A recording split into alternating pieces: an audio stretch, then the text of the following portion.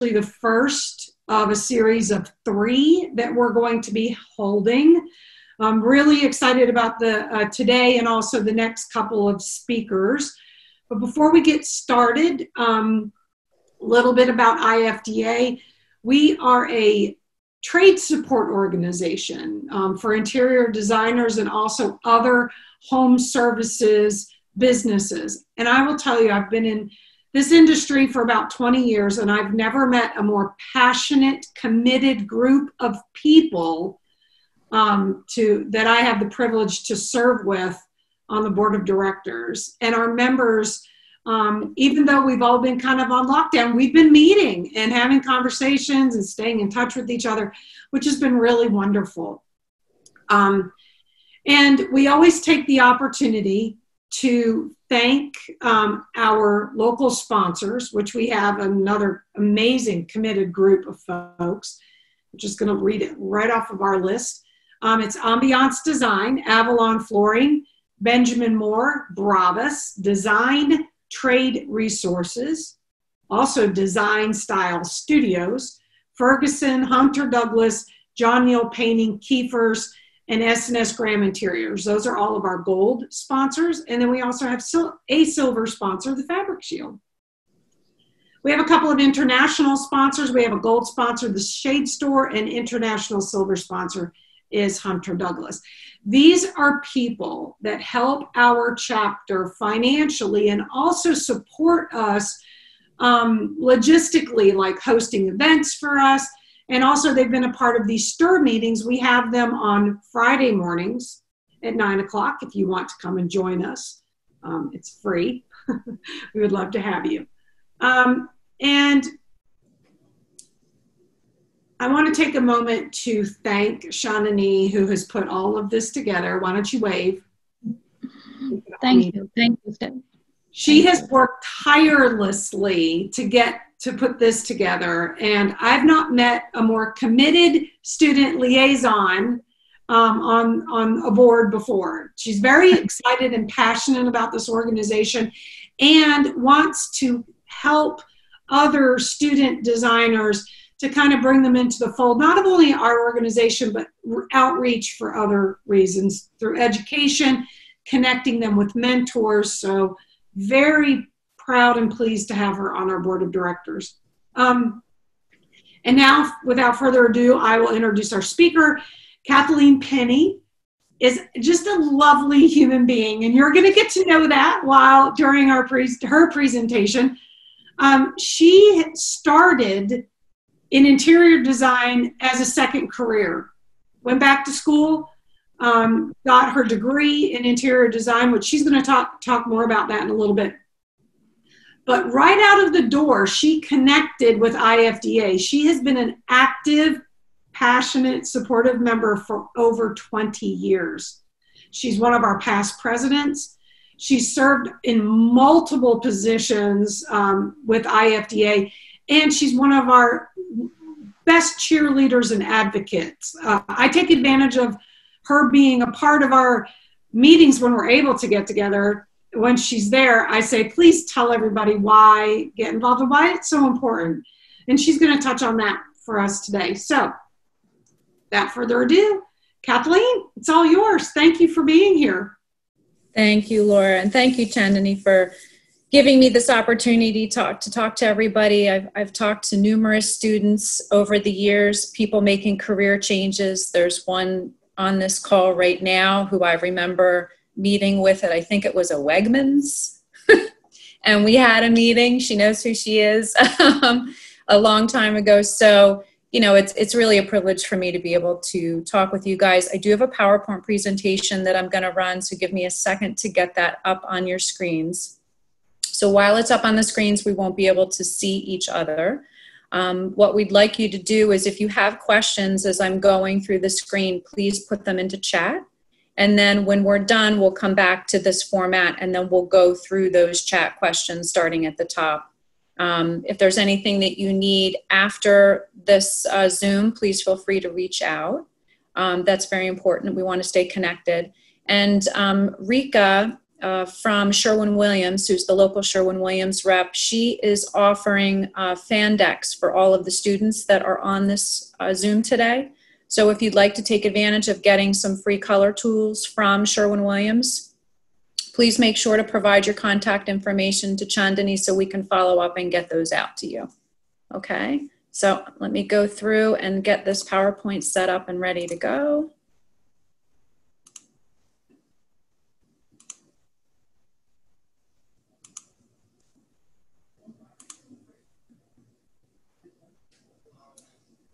Okay, well,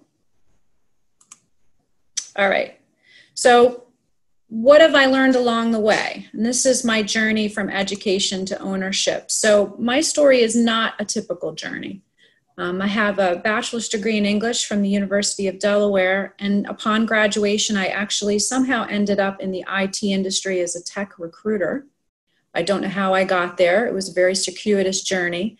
But after working in that industry for 7 years, I was getting married. And then we got married and I was newlywed. And that was a very, very demanding career. 40 to 60 hour work weeks were common.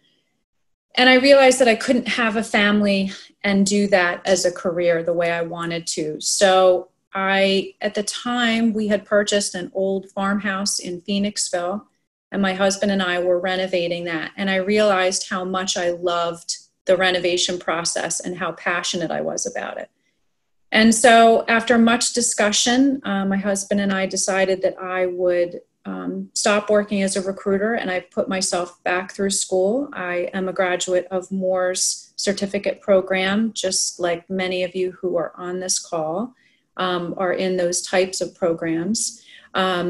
I chose that program because I did not want to work for one of the big design firms in the city. That was not really my goal. My goal was to work for either a smaller firm or to have my own business. So I was very specific about the choice of program that I went to. While I was in school, I interned for 3 different design firms so that I could get the business side of interior design. And in 2000, I graduated and opened my own design firm. So my main focus is residential design, and I have a specialized focus in design build. So my business in a nutshell, I'm not going to read through this whole slide. You guys can take a look at that. My business has absolutely evolved since I have been in the industry. Starting as an interior designer and building a business, I pretty much took any project that came along. So I started very small. Window coverings, furniture specification, paint color consultations, started building a loyal client base, started getting referrals, and started getting larger projects. One of my first large projects was a 4,000 square foot home that a young professional single woman had purchased, and we renovated that home before she moved in. And over, I would say, probably the first decade that I've been in business, I really did full service decorating work. And then I started morphing into the construction side. So I do a lot of design build. And then I also have always had a Hunter Douglas account, but just recently I became a Hunter Douglas priority dealer. It was a business move for me because, with the construction side of the industry, lead times are long. Projects can take a long time. So I needed to try and fill in those gaps with projects that are much quicker, quick turnaround opportunities for me to keep cash flow consistent. So what have I learned along the way? A lot. I've learned a lot of things along the way. And the first thing I'll say is that this industry is all about relationships. Not only your relationships with your clients, but also your relationships with your subcontractors, your sales reps, your tradespeople, your artisans. Developing solid business relationships is a key to success. I can't say that enough. And not only are clients the people who are going to give you referrals, but your tradesmen are also going to give you referrals as you go through. And if you're loyal to the people who help you serve your clients, if you have good relationships with those people, then those people are the ones who are going to be there for you when things come up on jobs that need to be addressed quickly. They're going to be there for you. If you don't have good relationships and you start calling in favors, you're not going to get those favors. And because interior design is a service-based business, that's incredibly important. So IFDA's helped me tremendously with that, and I'll talk about that a little bit more when we finish up. Referrals equal success. 95% of my business is referrals. Up until this year, so for 20 years, I have never had a website.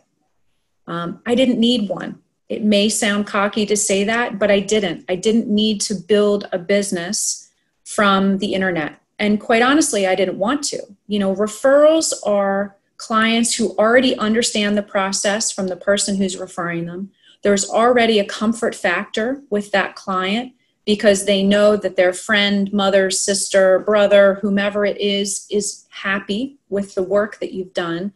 And so they're confident and comfortable coming into meeting with you.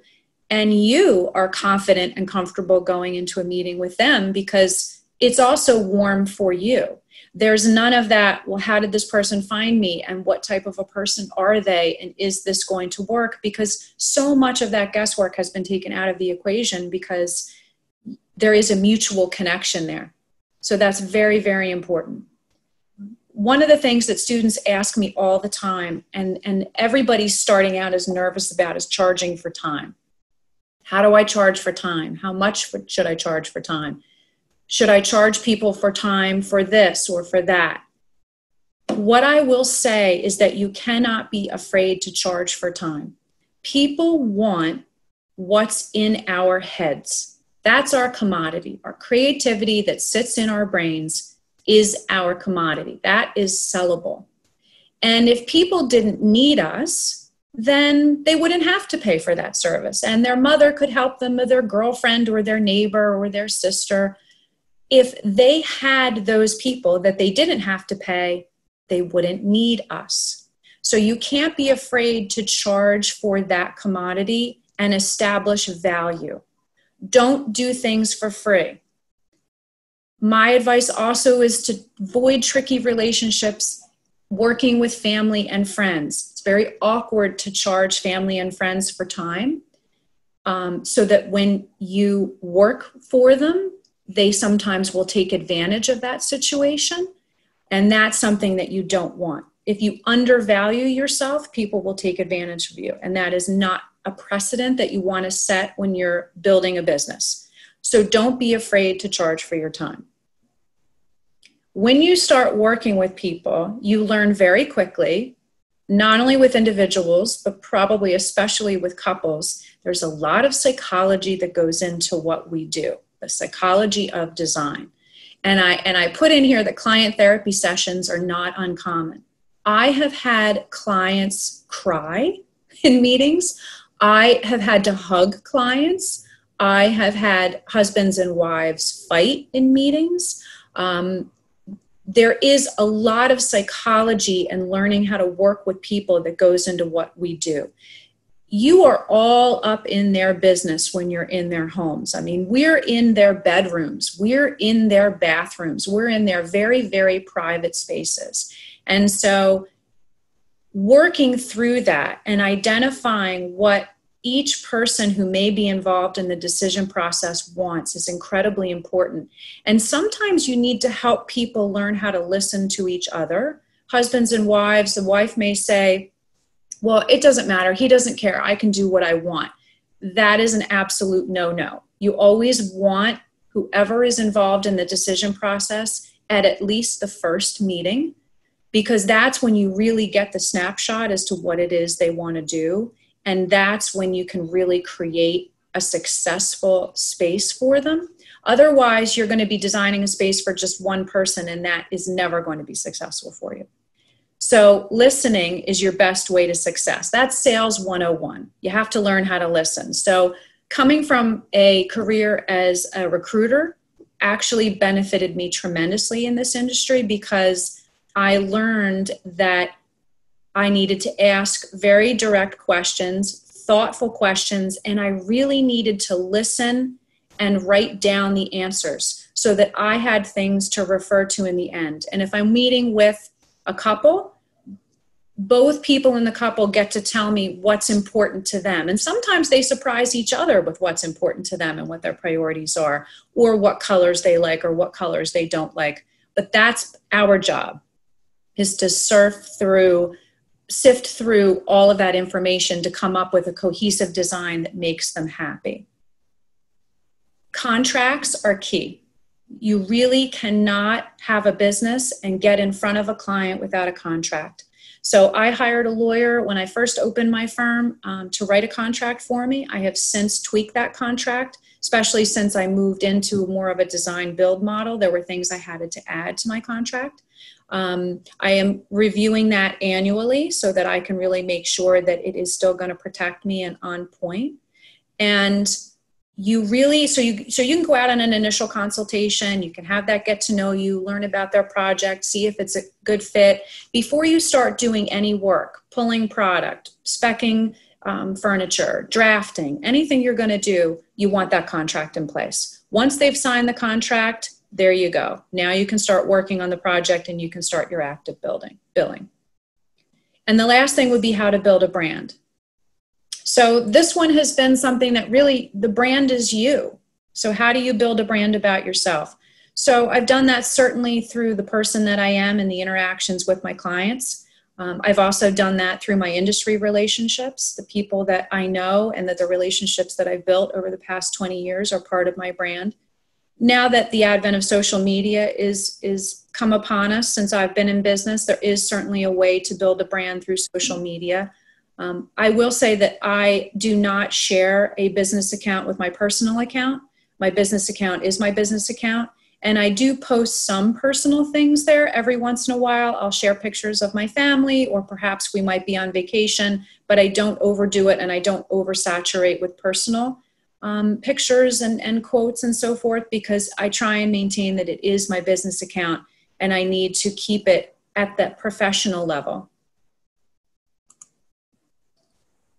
So what are the tools I use every day? I really was thinking about this and thinking this is a very typical day for me. So QuickBooks Pro is how I do everything. It is the backbone of my business. So my billing, my purchase orders, mail campaigns, all my accounting reports, I pay my sales tax. Everything that I do from the business side of the business is done through QuickBooks. I have found that email is a successful to-do list for me, which may sound strange, but I have found that if I leave emails in my box with items that are not completed, it reminds me to follow up on things. So let's say I email a vendor and I need a price for a vanity. I leave that in my inbox until that vendor has responded back to me with the price. So I remember, oh, wait a minute. I emailed them on Monday and now it's Wednesday and I haven't heard back. I better follow up again. I will also, it's not uncommon for me to send myself emails, reminder to do this, call this person, pay your sales tax, whatever it may be. I will use my email as a to-do list because I'm on my email so much. It's the best place for me to have those reminders. I use Minutes Matter, which is a software package for my floor plans and my elevations. Again, when I was getting out of school, the only people who were using AutoCAD were architects, so that was not something that I was getting involved in. I also knew that I wasn't going to be a big design firm, so the cost of AutoCAD at that time was just beyond my scope. So I use Minutes Matter, and I not only do floor plans, but I also can do elevations with that, and I also use it to illustrate window coverings. So I can import photos of the client's windows, I can draw on it, I can also superimpose images, I can suck in fabric so that they can really see how it's going to look, and then I can also use that to create full work orders for my workrooms so that they can see the windows and all of the information that I want to communicate to them. House, I use that for idea books for projects. I typically will use that, especially if I'm trying to create something for a client and I want to sort of give them an idea. Some clients are very visual, some are not. So I think it's always an important tool when you're really trying to illustrate to someone a wall like this, a vanity like this, window treatments like this. It's a good way for them to kind of get in your head to help them see the vision. I'm old school with my 30-foot sturdy metal measuring tape. I do use my iPhone to measure some things, which I'll talk about in a minute, but I am old school with my measuring tape. It's always clicked onto my belt or my pocket when I am in a meeting. It is, other than my iPad, those are the two things that I have in every meeting because I never know what I'm going to need to measure. And I find it one of my most reliable, quick, and easy things. Now, admittedly, I've been using a measuring tape for 20 years, so I am much more fluid with it than you probably will be to start. The interns I've had over the years struggle with the measuring. I make them measure. It's always their least favorite thing to do, but it's something you have to learn so that you can run through and measure spaces and items quickly. My iPad is my left arm. I got a pencil a couple of years ago, and that has been a game changer for me. So I use that with a lot of the apps that I use.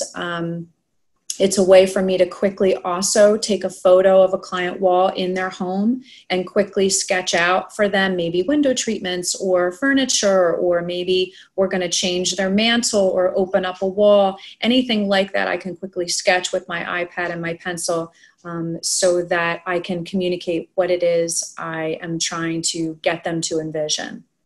And my install kit. I don't know how many of the designers who are on this Zoom have an install kit. My kids, when they were little, used to say that mommy's toolbox was bigger than daddy's. I have everything under the sun that I could possibly need in my install kit. A lot of times I'm installing homes where nobody's living in them yet. So the things that you would think of, oh, well, paper towels or garbage bags or light bulbs, you think, oh, well, the client will have it. Well, they won't have it if they're not living there. And then there are things like extension cords. You know, we don't always have the perfect outlet right where we need it for plugging in our lamps. So extension cords, furniture markers, furniture pads, furniture slidey discs. I have a very, very full toolbox of things that I bring in my install kit, and it's always in the back of my car, and it goes with me pretty much everywhere because I never know when I'm going to need something. So that's something that you'll add to over the years. I'm certainly happy to share a complete list of what I have in mind to get you started, but this will kind of at least get you thinking about what you could have. My favorite apps, I think Morpholio is one of my favorite ones right now. I'm still playing with it and learning how to use it. Through this, I can create mood and project boards. So if I want to do something more personal than a house idea book, I can do this with Morpholio. And you can import pictures from the internet. You can import pictures that you have in your photo library. You can take pictures to put in there. They do have a library. I find it's very contemporary, and I don't necessarily do a lot of contemporary work, so I typically bring in my own photographs. But that has been something that I've really enjoyed playing with and creating boards for clients. Measures. So there's two different apps. There's Measures, which is an app where you can take pictures of a space or a window, or I just took a picture the other day of an L-shaped built-in bench in a kitchen for a cushion. So I took the picture, I annotated on that picture the dimensions, and then I also put on that all the information about the cushion I wanted, how it was going to be welted, what the height of it was going to be. I put on there the fabric information for the workroom, and then I just emailed it right out to her. So instead of typing everything up in a work order, I could do it all in Measures. I could do it from the client home, and that was quick and easy for me. Sketch, probably a lot of you know about that, drawing on photos, especially window elevations. It's very helpful when you're on site. There are certainly other apps that you can draw on. Sketch is just one of the ones that I tend to use the most. Benjamin Moore has a color portfolio. This is a relatively new tool. I don't know if anybody out there is using it yet. You can take a picture of a wall in a room, maybe even a mantle. Let's say you were going to paint a mantle for a client. You can take a picture of that, and then by just tapping, again, I use my pencil, on their visual and virtual fan deck, you can select colors out of that and put it right on the item so that the client can get a pretty good representation of what that's going to look like before you go out and buy any paint. So that's a really good one, and it is a relatively new tool. So measure, different from measures. Measure is actually a tool that you can use to measure a window or measure a chimney breast, a piece of furniture. It is a tool I use on my iPad if I don't have my tape measure handy, or if I want to capture something and keep it in my iPad, I can use Measure to do that rather than just simply writing down the dimension. I can actually screenshot it so I have a picture of it, which can sometimes be very helpful, especially with things like you want to remember for yourself, how far was this from that, or how did that actually work in the room? Sometimes having that photo in addition to the measure is really great. And Evernote I use every single day. It's basically a virtual file for me. So I still have old school files where I have lots of client paperwork, but all of the notes from all of my meetings, all of the job site photographs, everything is kept in Evernote. Every client has their own file. And that's where I record all of my data. It's where my to-do lists are for clients. I can set reminders in there for myself. It's what I reference back to when I'm starting to work on client projects. So that's been a tool that's been really wonderful for me, and is something that keeps me organized and keeps everything I need in one place. So why IFDA? At the beginning, we talked about why, I would sort of circle back around to this. So I've been a member for the past 20 years, which is the entire time I've owned my business. And I joined as a student. I attended many student roundtable events by the different design organizations while I was in school at the original Marketplace Design Center. And it was actually in the Kravitz showroom, I actually remember, and several of our now retired members were sitting on the board at that time. And I joined because they were so welcoming and so supportive and friendly and helpful, even the first day I met them, that they just made me feel very comfortable. And, this can be a very intimidating industry, and some people like to intimidate people in this industry. And the IFDA members, that's just not who we are, not as business professionals and not as people. So that's why I joined, because I felt like it was actually a group that would support me. And it has done that. I mean, I have been a member now for 20 years, and people will say, well, why are you still a member? I mean, how would it still benefit you? The relationships still benefit me. I can still reach out to designers. I can't get to market down in High Point every year. So I have friends within IFDA that I can reach out to and say, what were your top 10 favorite things? And they get right back to me. I have industry friends that I can email and say, okay, so I need a desk like this. I've looked here and here and here. Where else would you suggest I look? We can't all have everything at our fingertips. We can't know everything. So working as an independent can get very lonely and very isolating sometimes. So knowing you have a whole team of people behind you that you can go to for help and support is really critical to success. And my vendor relationships are my most loyal relationships. Everybody who knows me in the industry knows that I am incredibly loyal. And if I'm doing business with you, I'm going to do business with you. As long as you take care of me and you represent me well to my clients, then we're going to keep doing business together. And that's one of the things that IFDA has done for me. I mean, they've gone beyond business relationships, and a lot of them have become friendships. And I value that very, very highly. So even 20 years later, I have wonderful relationships, and there are wonderful new members joining the organization who are people that I'm enjoying meeting and getting to know. And so it just keeps going. And a lot of that, I would have to say, is because I did get so involved, and I was involved at a very high level for a very long time. I pretty much served on every role there was to serve on the board. I even created a couple of the roles that exist now. I was so proud to serve as president, and I have even sat on the international board. And it's an organization that you want to give back to because it truly does give to you.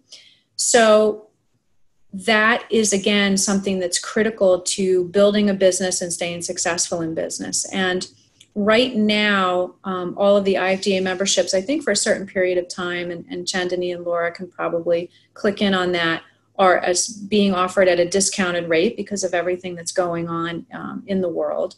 And also know that there is a philanthropic arm to IFDA. It's the IFDA Educational Foundation.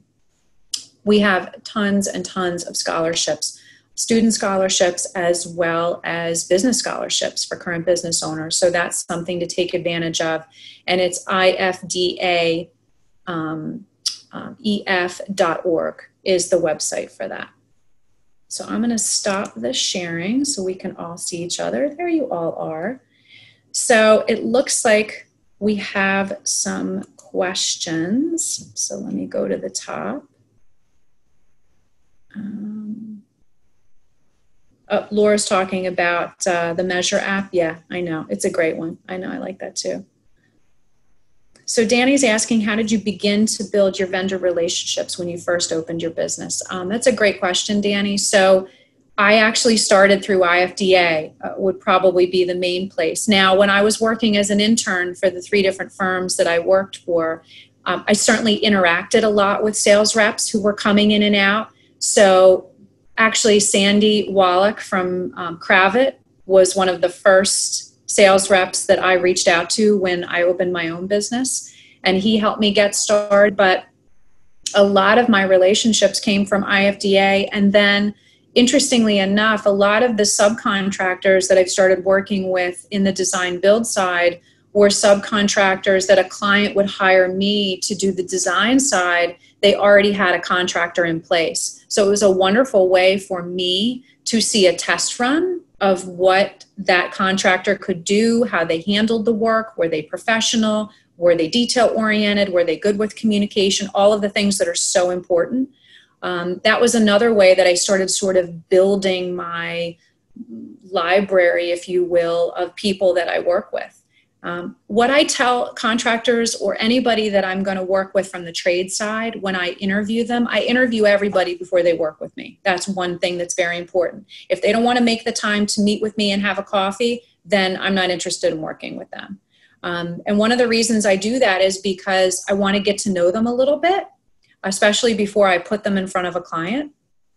And I also want to make sure that I'm communicating to them that at the end of the day, my name is on the door first. So when you're looking at the door of who's walking into a client home, who's at the top, that's going to be me. So if I'm referring anybody to this client who's going to be working in their home and anything goes wrong, who's the first person who's going to get the phone call?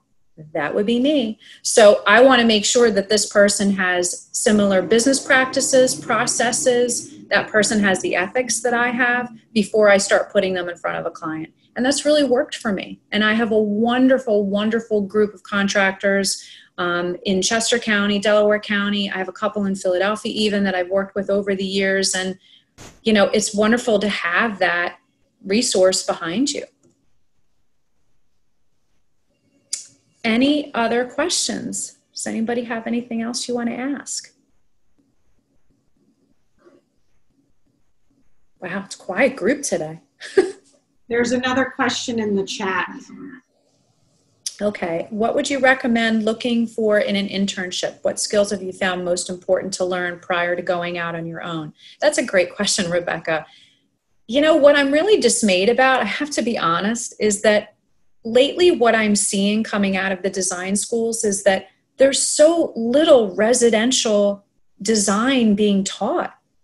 And there might be one class on residential design. And so all of these students are looking for internships, and they're looking for internships in many cases with residential designers, but they don't even have any of the educational piece to build from.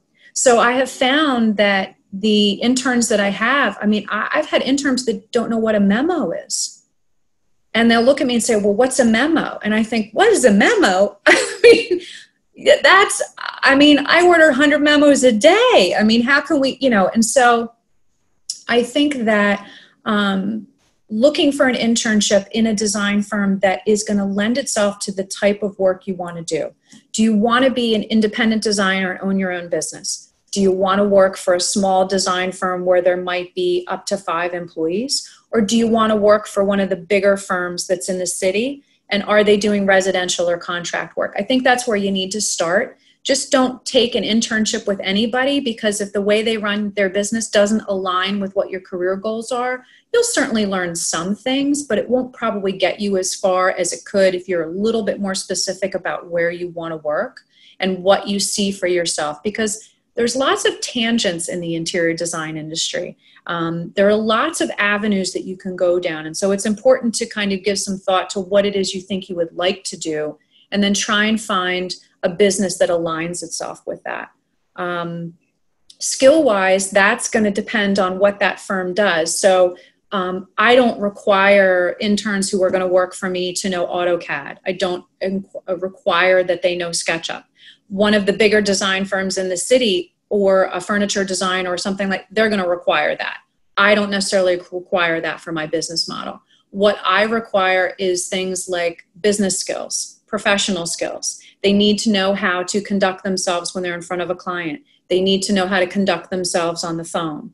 They need to know how to interact with other business professionals. That's very important to me, because that's part of my branding. Coming from a business side, coming from more of the corporate side of the IT industry into design, I have a little bit of a different skill set. I am a creative person, but I'm a very business-minded person, and I run my business that way. Interior designers are, for the most part, people think it's a very, very creative job. It's probably only 40% creative. And I might even be generous saying 40%. At least 60% of this industry is business. You have to know how to run a business. So for me, interns, I like to have them to have some sort of business acumen, or at least a more professional presentation is going to be important for me. Anybody else? No? Give it a couple more minutes. I don't like that I can't see so many of the people that are. Well, why don't we just unmute folks and see if maybe there's just a question instead of typing it in that they would rather just ask it directly. What do you guys think of that? Okay, I'm going to unmute everybody. Feel free to remute yourself if you need to. And I'd love to see Diane Nicholson. I can't believe you don't have your video up. I'd love to see your face. So Danny has asked, how did you get your first client? So I was working for a designer when I was in school, and I did get some clients through her. But my first big client was actually a referral from a painter, house painter. And he was friends with the brother of this client. And this is the client I mentioned when I was talking, who had just purchased this 4,000 square foot home just for her. And she wanted to renovate it and furnish it and everything from stem to stern. She was very successful. She ran a trading desk for a brokerage firm. And we even had to do her home office, which I think I had 10 monitors and I mean, she was crazy.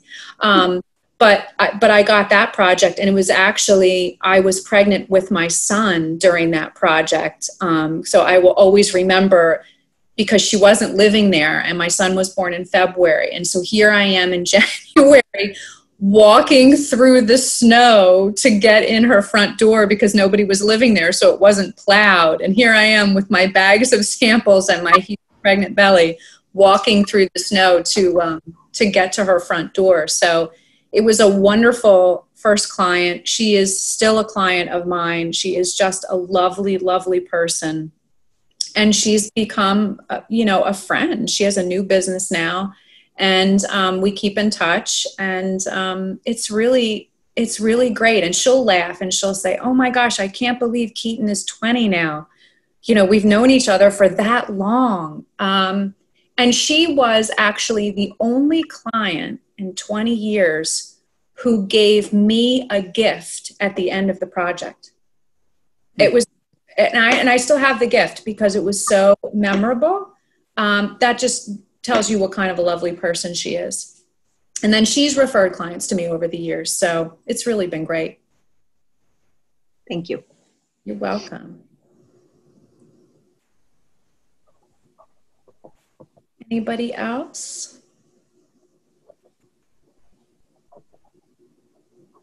Okay. Well, if you think of anything, I have a question for you, Kathleen. You said you don't require your interns to have CAD. Who do you have to do your CAD work for you?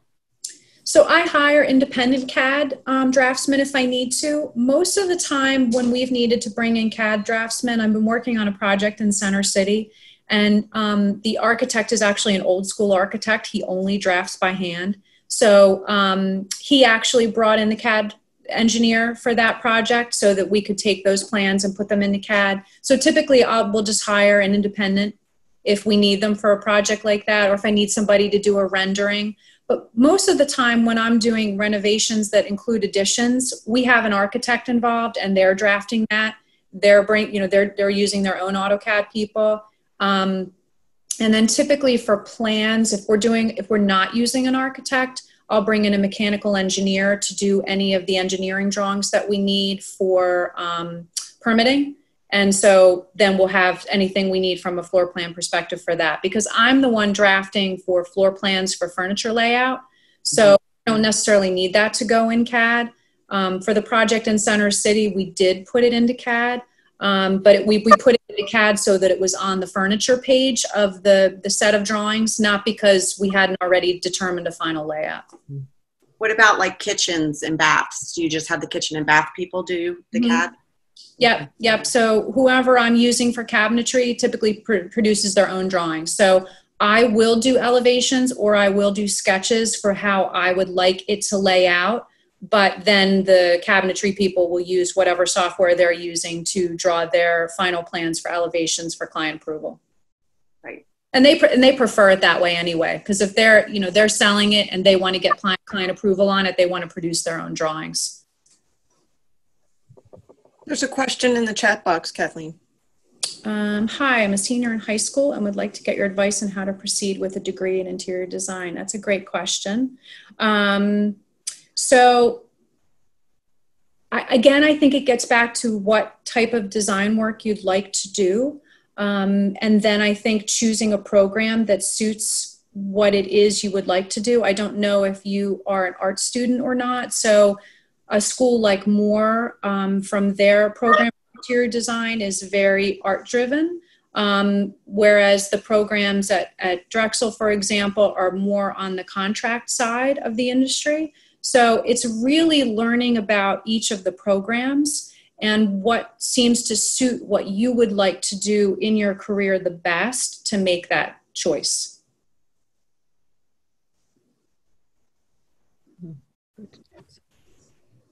Have you worked with individual artists on commissioned furniture? And if so, how do those interactions work in a professional setting? I have worked with people to craft furniture in a professional setting. So not only people to make furniture, but I have a gentleman, for example, who builds custom staircases. So we do a lot of work together with the design process, and we'll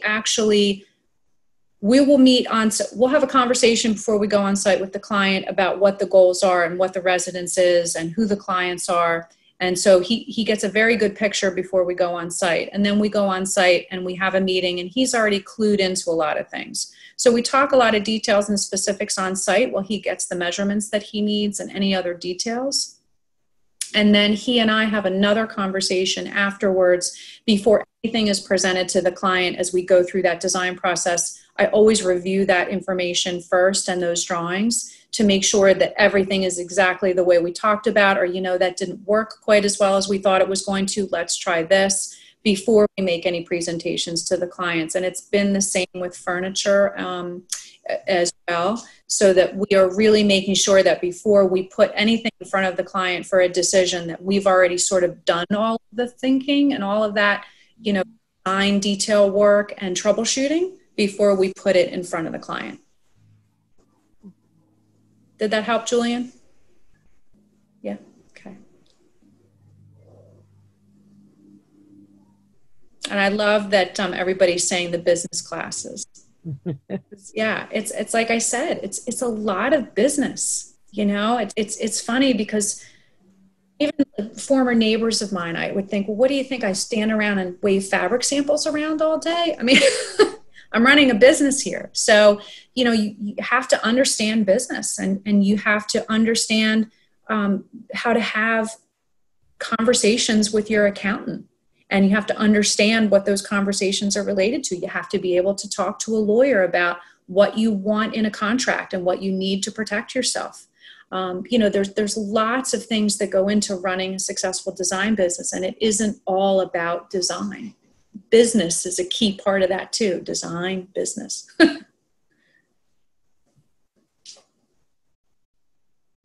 Yes, you're right, Matt. So much work behind the pretty pictures. Even the pretty pictures are a lot of work. Favorite classes when I was in school was photo styling. And I loved that class. Great class, learned a ton.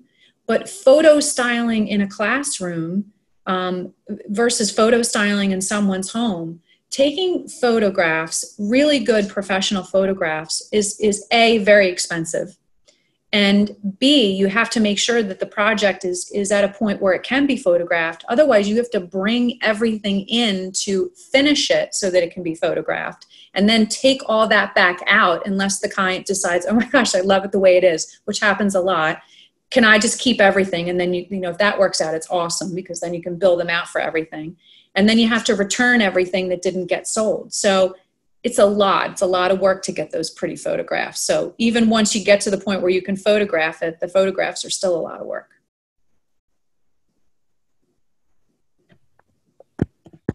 Okay.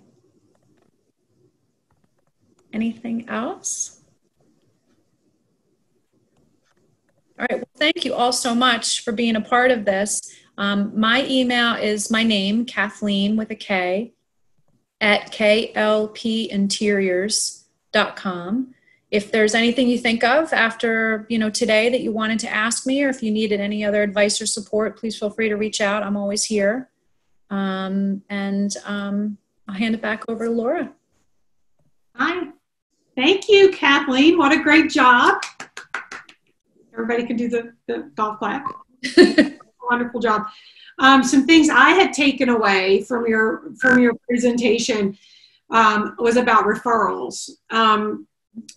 That personal connection and someone introducing, that's how we've built our business too. So there's a lot of value to that. And then your tools were great. I use a couple of them. And I love the idea of doing an email to-do list. Love that. Because and actually we use Google now, and you can literally drag an email over to a running to-do list, which is kind of nice. And I've been using that lately. And then what you had to say about teamwork, how critical it is, that's another way that we've built our business. And we've gotten burned on referrals. I love the visual concept of your name being above the door. And how important it is for all of us to remember that giving away someone else's name, you need to try these folks out, because we've done it and regretted it. So that's a word.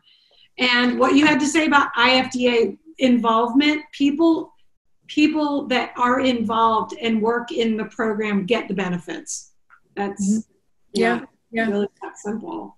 So, I had one big renovation project for a home in Brigantine, and I didn't have a contractor in Brigantine. You know, I'm at the shore now, but down here at the shore, these guys don't venture beyond their towns. So I have great contractors in Ocean City, Avalon, and Stone Harbor, but none in Brigantine. So I got some referrals for contractors, and the client and I interviewed the contractors, and we made a selection from one. It was an absolute nightmare. We ended up firing him. I think it was the beginning of May, and we were not done the project yet. We were probably 75% done, but some of the things he'd done had to be redone. And I literally killed myself to get this project finished for the client. They didn't think I was going to be able to get it done by Memorial Day. And I called in every favor I had up and down the Eastern Shore to Philadelphia. I had contractors from home driving down to help me. I personally did so much work. I was at that house for, no lie, 12-hour days, to the point where he had put down the paper that covered the hardwood floors. He put down with masking tape. And if anybody has ever put masking tape on hardwood floors, you know that it leaves residue. I spent 2 days on my hands and knees with Goo Gone and a straight edge razor scraping residue off of the floors so that I could have the furniture delivered. I mean, my fingertips literally were bruised. And that was a lesson learned for me. I will not do that again. And that's, again, it gets back to relationships. It does. And speaking of, I saw Shanani put another plea in the chat for contact information. Guys, we're here for you. We want to support you in your journey through your education and beyond. And if you want to end up being amazing and successful like Kathleen, then you need to get on board with IFDA and just kind of let us support you. And that's really what this is about. We love our student members. We want more of them. We want you to tell all your friends about this awesome organization, and just let us support you. And I will tell you that all the seasoned designers and vendors on this Zoom meeting have a passion to help. I know for myself, as I've grown up in my business, there are multiple people on these calls that I've relied on, that I've called and I've said, I need help. And when I became a new president, Kathleen spent a couple of hours with me at a coffee shop, sharing with me the things to think about, things to do. And then I have phenomenal support with my board of directors. And that's really what it's about. A couple of things to think about. Look for our advertisement on the next 2 series. Shanani, do you want to spend just a minute talking about that? Who's going to be presenting and what they can expect? She's still there? You're muted. Okay. So we have, this is a 3 series of events, and this is the first one. So the second one will be coming up next month, maybe mid next month or the 3rd week of, July. And we'll be having Christopher Hansen. He's our professor from Moore College, and he'll be doing another session. We still have to discuss the topics that he'll be covering, but I'm definitely sure that it will be amazing and really, really engaging and interactive session for students. So I would definitely urge everyone who's here to please log in and keep tuned in for our another, IFDA session, which will be coming up soon. Thank you, everyone. Awesome. Thank you. Thank you. And don't forget to check out our scholarships. There is money sitting out there waiting to be had. It never fails that every year that goes by, some aren't even awarded because no one applies for them. And there's scholarships for many different things. Even if you're a seasoned business owner, you can apply for some grants also. So make sure you check out if the IFDA national website is ifda.com, I believe. Yeah. Thank you. And there's information to get over to the educational organization from there. Yeah, there are some wonderful grants that you can use for continuing education. You can even use them to travel if you wanted to study, go and see particular styles of architecture in Europe or something. You could even use the grants to help pay for your travel. So I mean, there's some really great opportunities out there, not just for students, but for business professionals as well. And unfortunately, not enough people know about it, and especially the students, because we can't get in front of the schools enough to tell them that we have this money just sits there. It's really a shame. Mm-hmm. Well, I know we have some students on this Zoom event, so hopefully they'll get the word out and share. So I don't have anything else to talk about unless we can open it up for conversation if you guys would like. We did say that we would be wrapped up by 12:15, so we have a few minutes. Someone wants to introduce themselves, that would be a great idea to do that as well. Hi guys, I'm Deanna Laurenti with Deanna's Interior Designs. I've been a member of IFDA for 10 years. I was going to say 10. Yeah, and Kathleen was one of my first mentors, but the experience I've had, from day one with this organization has been wonderful. One of my first big projects happened to be a commercial project for a doctor's office, and I had worked in residential mostly before, and I said, oh my gosh, I need some commercial furniture. I reached out to Kathleen. She put it out to IFDA. I got 5 emails back of people referring who they, could give me for commercial furniture.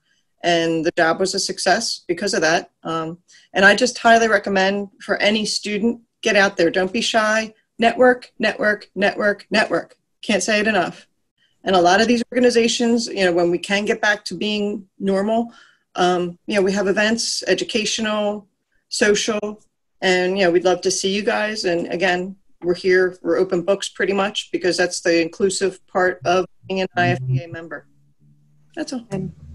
Hi, I'm Stephanie Graham, and am I muted? One of the things that was really important for me was I needed a warehouse in California to land some furniture, and I called a member out there and got a recommendation for a warehouse so the furniture could go there. And it's the part of IFDA that makes it so interesting, is that we have chapters all over the country, and they'll return your call. And it was great. It was like, wow, that really worked well. So I was quite appreciative on that end. So if you ever have clients who are moving or doing the other things, it was a great way to help me get the job done.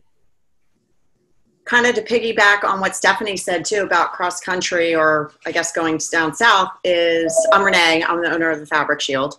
Going to High Point, IFDA is really active at High Point. So if you go to High Point, even if it's by yourself the first time, connecting with either people that are going to be attending there, you can meet up for breakfast and then piggyback with somebody and tag along, and they'll show you the ropes. And there's even talking groups and walking groups that they'll kind of give you a tour and an overlay of High Point through IFDA as well. So you don't feel overwhelmed because it literally is a city of furniture. So connecting with IFDA and High Point is a huge advantage of learning your way around there. And you know what, Renee, also the shows in New York Now, and the Architectural Digest Home Show, for example, our New York chapter is very, very involved in those shows, and they have IFDA selects. So it's neat to see that select insignia on the booths that they have awarded, the best of design or the best of whatever the particular category is. And the New York members are also very welcoming and helpful. So you could even do the same thing. It's not anywhere near the scale of High Point, but the Piers, which is where New York Now is, does get a little overwhelming sometimes with all the different buildings. So it is nice to have somebody to kind of help direct you, at least just to kind of get you started. And I will say, Stephanie, to your point, I actually referred a job to one of our Florida members because I had a client from here who purchased it's a third home in Florida. And based on their time frame and budget, it didn't make sense for them to pay me to go down and do the work.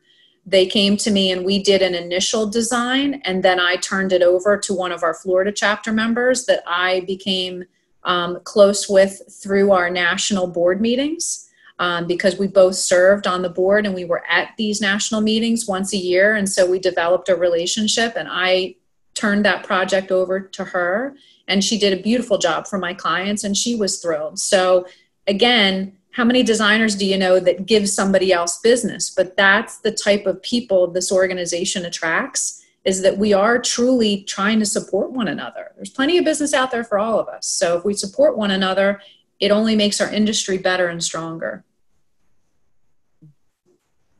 Good point. I'm Lisa Lazarus from Lisa Lazarus Interiors, and a partner with Design Style Studios as well. I've been in IFDA since 2013. Kathleen was actually president when I joined.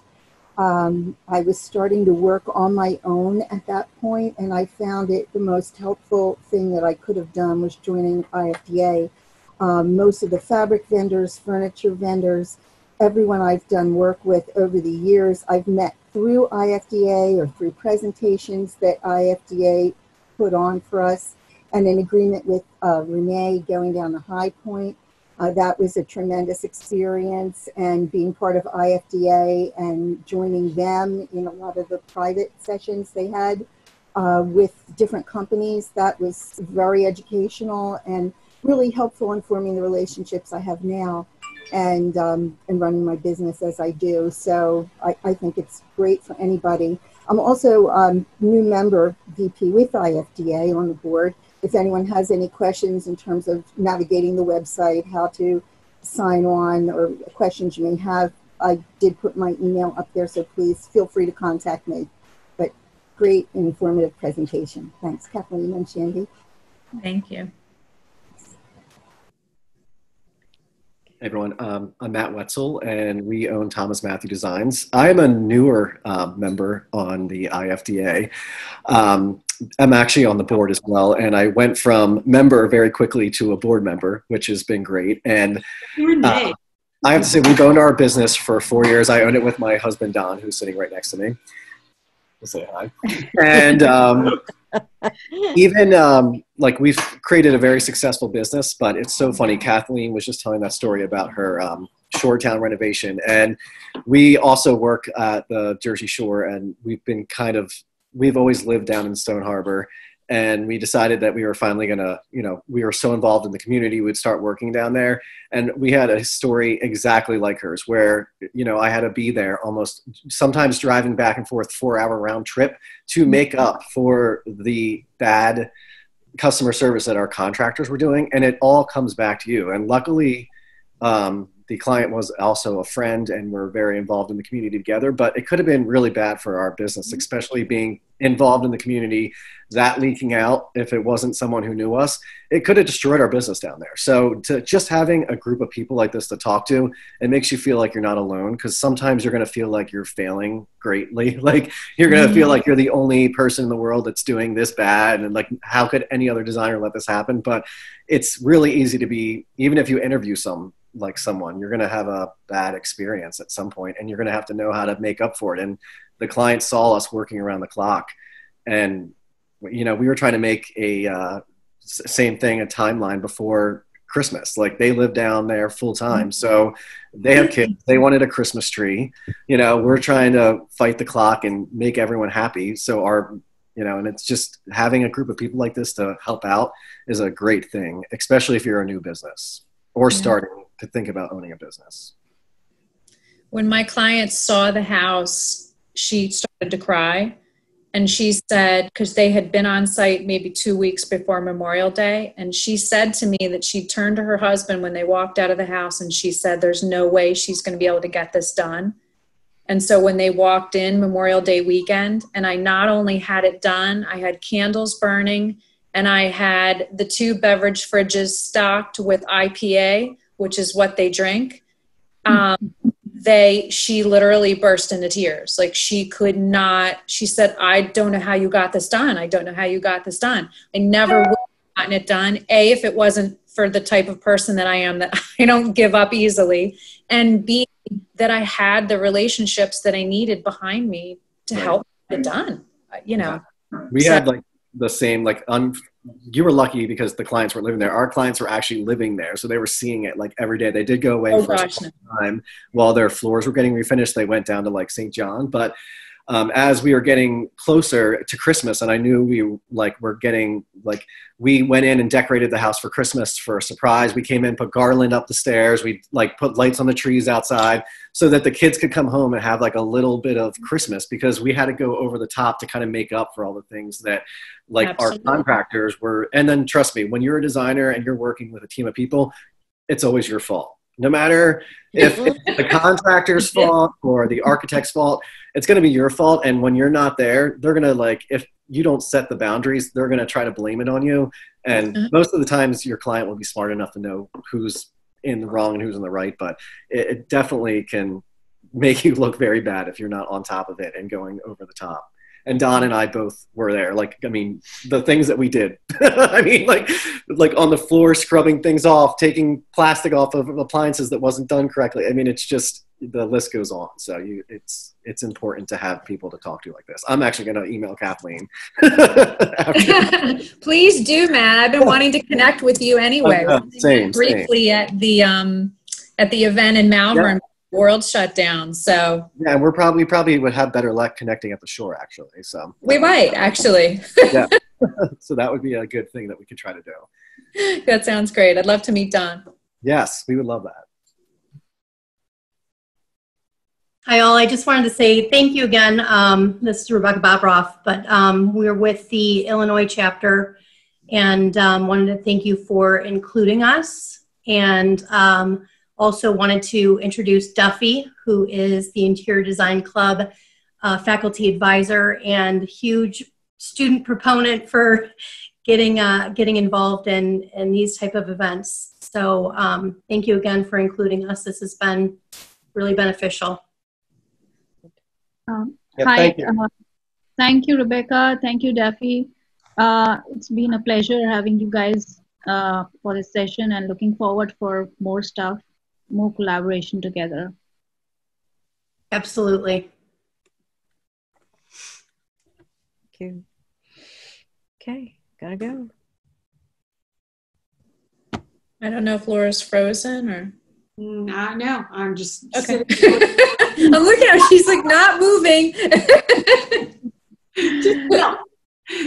Well, and unless we have anything else, just one last thing to announce. This Friday is another STIR event. This is to support our local sponsors. It's John Neal Painting, and he's doing kind of a cool giveaway. So if you register through their Eventbrite, you'll be entered into a raffle for a single exterior door refinished with fine paints of Europe. It's a $1,200 value. Apparently it's really cool. And we're going to learn all about the evolution of luxury, using specialty finishes to elevate your next project. So plug in with us. We're going to be doing these STIR events weekly from now until who knows when. Renee, how long do we have them scheduled for? Through July right now? We're trying. We don't have the whole lineup, but that's what we're going for. Okay. So, yep. Well, we've got, and I know that Hunter Douglas is going to be doing the one the week after. They're going to be really doing a cool premieres, what's the newest and latest and greatest from Hunter Douglas. So we've got that one teed up for the week after John Neal. So please join us. We'd love to have you again. And that's all. Unless anybody else has anything else, we'll sign off a little bit early. Okay. Thank you, everyone. So good to see you. Thanks, everyone. Take care. Enjoy the rest of the week. Thank you.